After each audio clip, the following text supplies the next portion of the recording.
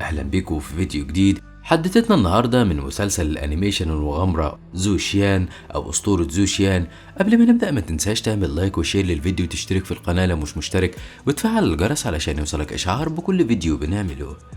النهاردة هنكمل الجزء اللي انتم مستنيينه وباقي حلقات جوهرة الدم اللي كلكم طلبتوها يا أحلى متابعين.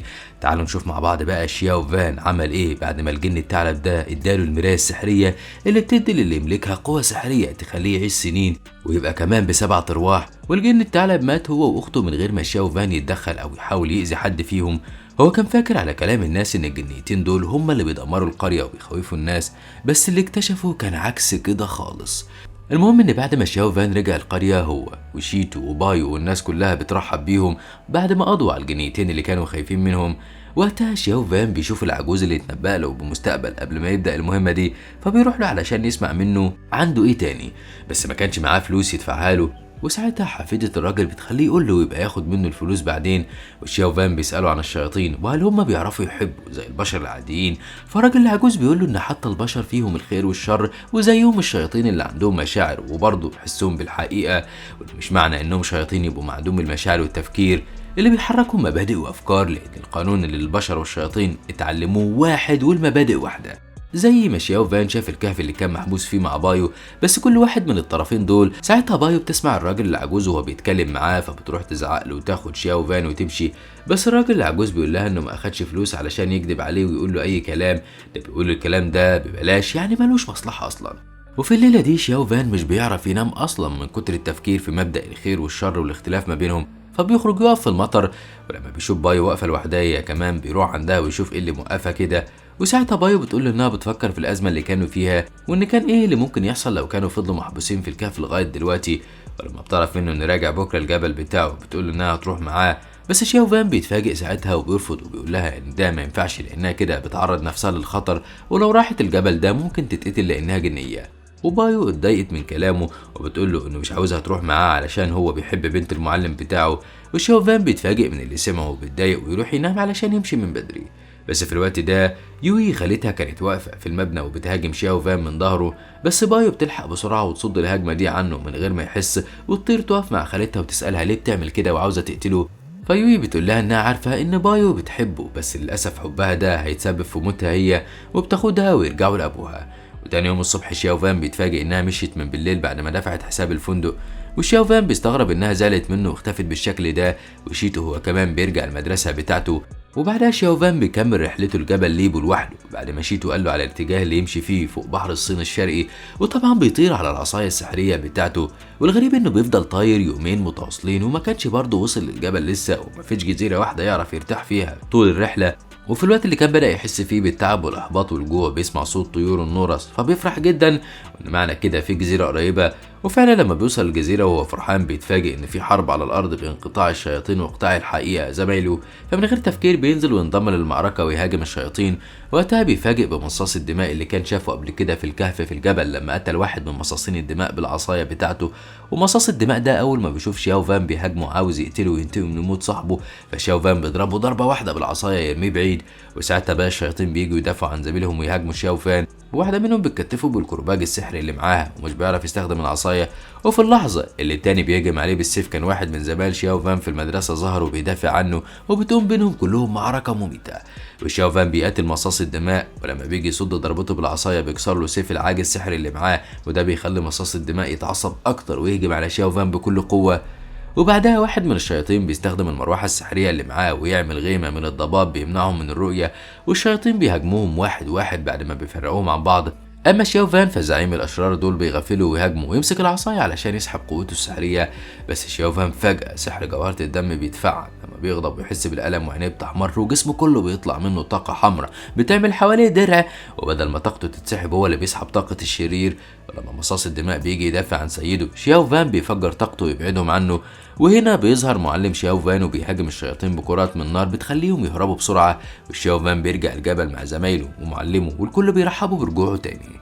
وقتها بيقابل جينيو صديقة طفولته، وشاو فان بيعرف منها ان جينو اتخطبت وهتتجوز قريب، وبيشوفها وهي واقفة مع خطيبها مبسوطة وبترحب برجوعه. وفي اللحظة دي شاو فان بيفقد السيطرة على نفسه وعقله ومشاعره، ومن شدة صدمته سحر جوهرة الدم بيتحكم فيه وبيتحول لكتلة من الطاقة الشريرة وبيفجرها في كل اللي حواليه، ويتوجه ناحية جينو بكل غضب وشر، وبيمشي ناحيتهم والعصاية في ايديه وعينه كلها شر. ولما واحد من زمايله بيحاول يمنعه، شاو فان بيطيره في الهواء وكان هينزل على العصاية يقتله، وده لولا ان المعلم اتدخل في الوقت المناسب ورمى عليه كوره من النار وقعته على الارض ورجعته لعقله من تاني. ساعتها بيحس بالغلطه اللي عملها وبيعتذر للمعلم وزمايله كلهم، بس المعلم بيعاقبه وبيخليه يفضل مكانه بالشكل ده لتاني يوم ما يتحركش. وشاو فان فعلا مش بيتحرك وبيفضل طول الليل في المطر والبرق، وبايو بتظهر له وبتحاول انها تاخده معاها وتقول له ان المعلم بتاعك اول ما انت رجعت عاقبك اهو. بس شاو فان مش بيرضى يتحرك من مكانه وبيقول لها تمشي، لان لو حد شافها هيقتلوها لانها ما ينفعش تكون موجوده في الجبل ده. وبايو بتتخانق ساعتها معاه وبتسيبه وتمشي. وتاني يوم الصبح المعلم بيجي يتكلم معاه وبيطلع عارف ان السبب في اللي حصل ده ان بيحب جينو من زمان، بس للاسف هي طول الوقت شايفاه وبتعامله على انه اخوها الصغير، ومن يوم ما دخل المدرسه وهي بتدافع عنه وبتساعده. وبعدها المعلم بيبعته في مهمه مع جينو وكم محارب من زمايله، وشاو فان وجينو وهما بيدوروا على اي وجود للشياطين بيتتبعوهم في كهف مظلم، وهناك بيتفاجئوا ان الشياطين اللي بيحاربوهم من اول المسلسل متجمعين في الكهف ده عاملين اجتماع مع بايو بنت الزعيم بتاعهم، وبيطالبوها انها تقول لهم هيشوفوا الزعيم امتى علشان يوضح لهم الدنيا هتمشي ازاي، لان دلوقتي مقاتلين قطاعات الفنون القتاليه من البشر بامر من الملك يوم بيطاردوهم طول الوقت وبيقتلوا فيهم، وانهم شاكين ان والد بايو زعيم عشيره الشياطين سايبهم بالشكل ده يتواجهوا مع معلمين قطاعات الفنون القتاليه علشان يتخلص منهم، بما ان معلمين الفنون القتاليه اقوى منهم بمراحل وكان كلهم متحدين ضد الشياطين. وبيطلبوا من بايو تقول لهم ابوها هيظهر امتى ويقابلوه ويتفاهموا معاه بنفسهم، لان كل يوم بيعدي مش بيكون في صالحهم، ولو مدارس الفنون القتاليه كلهم اتحدوا محدش هيقدر بس يفكر انه يقرب لهم، ويبقى خسران اللي يدخل معاهم معركه او حرب. ساعتها واحد من الموجودين بيحرض الباقيين على بايو زعيم العشيره، فبايو بتفهم اللي بيعمله ده بسرعه وبتهاجمه لغايه ما بتكتشف انه اصلا جاسوس وانه واحد من مملكه يون وجاي يتجسس عليهم ويبوظ خططهم ويبلغ تحركاتهم للملك. وفجاه بايو بتهاجمه وبيروح هو مستحضر قوته الحقيقيه وعامل نجمه السيف السابع اللي بيخرج منها سيفه السحري وبيهاجمها، ولما بيلاقيها ممكن تهزمه بيهرب وبايو بتطارده. كل ده وشاو فان بيتفرج هو وجينو بيروحوا وراهم علشان يساعدوه بما انه من مملكتهم. وفي الوقت ده كانت بايو بترمي على الشاب ده تعويذتها السحريه وبتحاول انها تصيبه لغايه ما الاتنين بيوصلوا الغابه وبيتواجهوا مع بعض. وفي الوقت اللي كان الشاب بيستخدم قوه السيف كانت بايو بتستخدم الاجراس السحريه اللي كانت لقيتها في الكهف مع شاو فان، بتستخدمهم في انها تعمل موجات صوتيه عاليه جدا تشتت الشاب ده، بس هو بيتمالك نفسه بسرعه وبيهاجمها بسرعه جدا. وفي الوقت اللي كان اتغلب عليها وخلاص هيقتلها بيوصل شاو فان ويحاول يمنعه، بس ابوها كان اسرع لما ظهر فجاه ورمى الشاب بكوره من الطاقه بعده عنها، والكل بيتفاجئ من ظهوره المفاجئ ده. وقتها بيحذر بايو من انها تستخدم الجرس السحري مره تانية بالسهوله دي لانه مميز جدا ولازم تحافظ عليه وتستخدمه صح. ساعتها شاو فان بيتصدم لما بيعرف انه يبقى والد بايو وانه هو نفسه زعيم الشياطين، وانه ضحك عليه وقال له ان اسمه رين وانج علشان يتقرب منه من غير ما يشك فيه ويعرف شخصيته الحقيقيه. فوالد بايو بيرد عليه وبيقول له انه كويس ولسه عايش اهو ما حصلوش حاجه في وسط المخاطر والمعارك اللي مر بيها دي كلها، وده معناه انه قوي ما ينفعش حد يستقل بيه.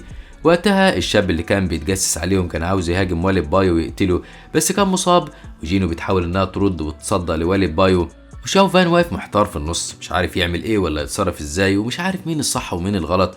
وفجأة بتقوم خناقة بين بايو وجينو والاتنين بيستخدموا قواهم السحرية وبيطيروا في الجو ويهاجموا بعض، بس الاتنين كانت قواهم متكافئة في الأول لغاية ما بايو بترمي عليها تعويذة الزهرة السحرية وكانت هتصيب جينو وتقتلها لولا إن الشاب اللي معاهم اتصدى ليها بسيفه السحري، بس والد بايو بيضربه بكورة من الطاقة هو كمان ويخليهم يبعدوا عن بنته.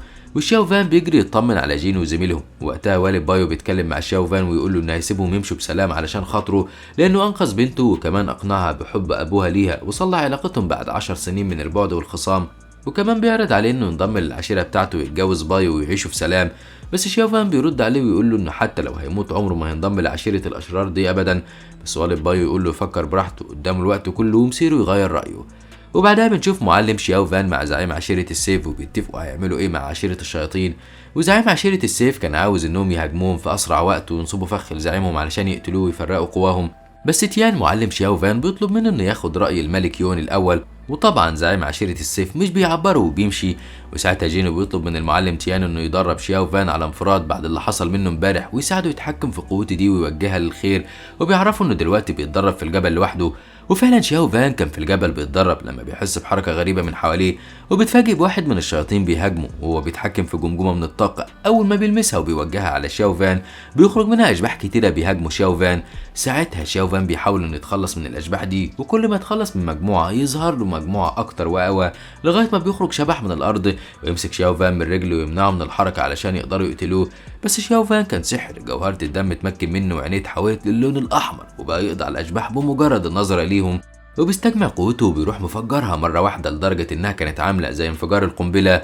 طيرت الراجل الشرير ده بعيد وقضت على الأشباح اللي بيتحكم فيها، وكمان اتسببت في شرخ الجمجمة اللي هي أصلا سلاحه السحري.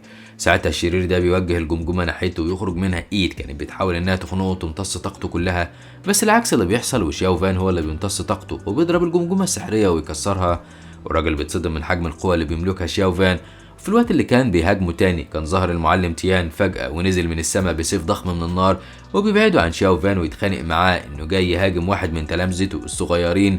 بس الشرير بيقوله انه عاوز ينتقم منه لانه قتل واحد من تلامذته، ويوصف بده مصاص الدماء اللي شاو فان قتله بالعصاية السحرية وقت ما كان في الكهف. وساعتها الراجل الشرير مش بيتراجع ويمشي، ده بيستحضر قوة اكبر ويخرج اشباح من تحت الارض يهاجموهم.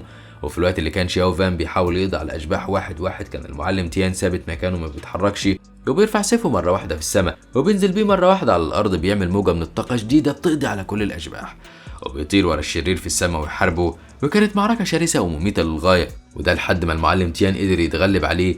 بس الشرير مش بيستسلم وبيستحضر عملاق من تحت الأرض يواجهه بيه، والمعلم تيان بتظهر قوته الحقيقية هنا وبيعمل تنين من البرق والنار وبيطير في السماء وينزل بكل قوته ناحية الشرير والعملاق الأحمر اللي بيتحكم فيه ويدمره، والشرخ اللي في الجمجمة السحرية بتاعته بيزيد. ولما بيلاقي انه بالشكل ده بيخسر المعركة وممكن يقتلوه بيهرب في ثواني. وساعتها كان وصل مجموعة من تلامذة تيان اللي بيروحوا معاه يطاردوا الشرير ده.